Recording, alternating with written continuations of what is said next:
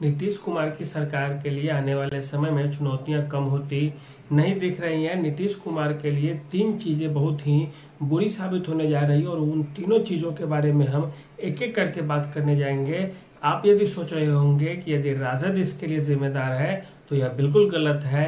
यदि आप ये भी सोच रहे होंगे कि बढ़ते अपराध बिहार में नीतीश कुमार के लिए चिंता का विषय है तो यह भी नहीं, बल्कि ये ऐसी तीन चीज़ें हैं जिसके बारे में कोई भी आदमी सोच ही नहीं सकता है इतनी जल्दी से, क्योंकि ये छुपे हुए रहस्य हैं जो अंदर ही अंदर इतने खतरनाक साबित हो सकते हैं, इतने खतरनाक काम कर देंगे, इसके बारे में किसी को कोई चीज़ का अंदाजा हो भी नहीं सकता है। तो अब एक एक करके हम इन सब चीज़ों के बारे में जानते हैं। इनमें जो सबसे पहली चीज़ है वह है विशेष राज्य का दर्जा।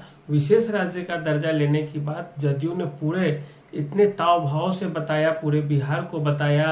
राजद ने भी मांग की कि हमें विशेष राज्य का दर्जा दिया जाए। सारे जो नेता थे, पप्पू यादव जैसे नेता भी कर रहे थे, जदयू भी कर रही थी। अब यह लगा जदयू को कि केंद्र सरकार में हमारी भूमिका अच्छी खासी है, केंद्र हमें आराम से दे देगा विशेष राज्य का दर्जा। लेकिन क्या था, देश नियम और कानून से चलता है, कागज और कलम से चलता है, मुंह से नहीं चलता है और किसी को भी कुछ भी नहीं दिया जा सकता है। अब बात यहीं रुक जाती तो काम चल जाता, लेकिन बात यहीं नहीं रुकती है, बात और आगे बढ़ जाती है और मामला यहाँ पहुँच जाता है कि राजद हंगामे करने लगती है कि क्या मिला बिहार को, झुनझुना मिला, जबकि केंद्र सरकार ने बिहार को सबसे ज़्यादा बजट दिया। इस मामले में अब नीतीश कुमार के साथ सबसे बड़ी दिक्कत यह होने जा रही है आने वाले चुनाव में कि जो विपक्षी पार्टियां हैं, राजद हो, कांग्रेस हो, सारे जो असलियत की बात है वो सारी पार्टियां जान रही है, लेकिन फिर भी इस बात को लेकर विरोध प्रदर्शन किया जाएगा कि विशेष राज्य का दर्जा नहीं मिला, बिहार के साथ बेईमानी है, बिहार के साथ बेईमानी है, बिहारी अस्मिता के साथ खिलवाड़ है। हालांकि नीतीश कुमार ने सदन में जवाब दिया भी है कि 2010 से हम मांग रहे थे, 14 तक तो कांग्रेस की सरकार थी, कांग्रेस वाले कुछ नहीं दिए बिहार को। हालांकि भाजपा सरकार ने 40-45 हजार करोड़ रुपए एक्स्ट्रा से दिया है, जो विशेष राज्य का दर्जा न देने के बावजूद एक विशेष पैकेज के रूप में दिया है। ये बातें, इसके अलावा जो दूसरी बातें हैं जातीय जनगणना की बातें। जातीय जनगणना की बातें फिर से विधानसभा में गूंजने लगा है कि आपने जातीय जनगणना तो कराया और उसके आंकड़े भी प्रस्तुत किए गए थोड़े बहुत मामले में, लेकिन उसका फायदा क्या हुआ? अब फायदा उसका क्या हुआ? जातीय जनगणना को लेकर एक इसी तरह बिहार में पहले से बवाल मचा हुआ था। विभिन्न जातियां बोल रही थी कि हमारा संख्या कम है तो ज़्यादा है, ज़्यादा को कम, कम को ज़्यादा कर दिया गया।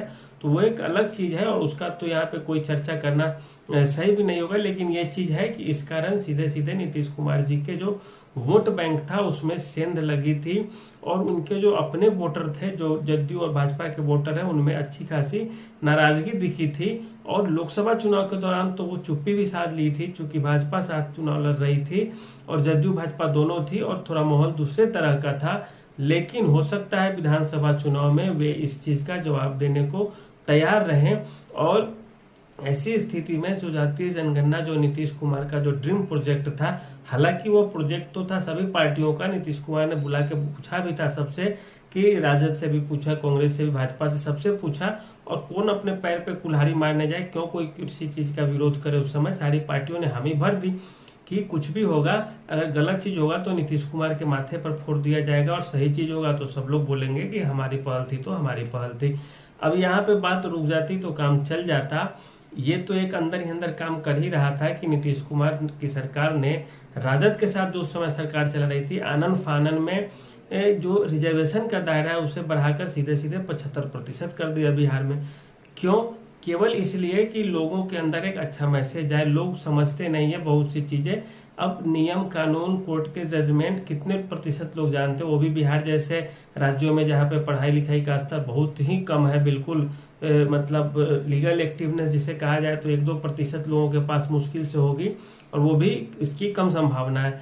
अब नीतीश कुमार और लालू की सरकार ने सोची, राजद की सरकार ने सोची कि इससे जनता में किस तरह से मैसेज दिया जाए कि हम आपके लिए बहुत काम कर रहे हैं, बहुत अच्छा काम करने जा रहे हैं और आप हमारे साथ आइए। विभिन्न जातियों को आरक्षण का दायरा बढ़ा दिया गया, किसी का 1%, किसी का 1.5%, किसी का 2%, क्योंकि 60% तो पहले से ही था, 15% ही बढ़ाने की बात की गई और उस 15% में SC है, ST है, OBC है, EBC है। तो इस तरह से आप देखें तो 4-5 जातियां होती है और इसमें से आप बराबर बराबर भी दे देंगे तो 3-3, 2.5% होगा।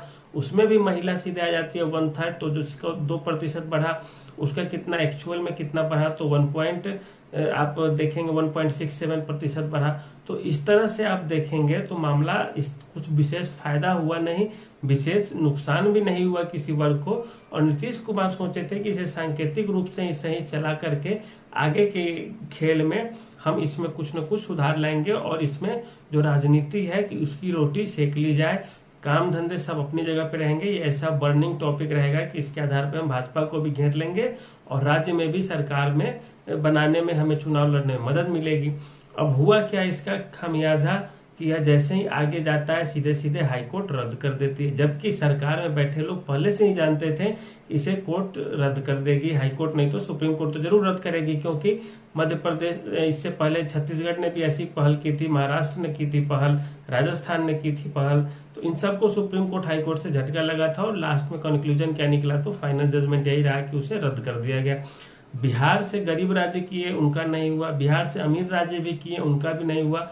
अब बिहार ने ऐसा फैसला लिया तो क्या इस पे सुप्रीम कोर्ट तैयार होगी? ये तो नेता भी पहले से जानते थे कि इसमें कुछ नहीं होने वाला है, एक तरह से चुनावी पुलिदा है और चुनाव में ही केवल इसका खेल होगा, नौटंकी होगा, इसके बाद ये इसको सीधे सीधे रद्द कर दिया जाएगा। हुआ वही, हाईकोर्ट ने रद्द कर दिया। अब सरकार गई है सुप्रीम कोर्ट में, अब सुप्रीम कोर्ट से झटके, इसकी 80% संभावना है कि सुप्रीम कोर्ट झटका देगी सरकार को और उसे फाड़ के रद्दी के टोकरी में फेंक देगी।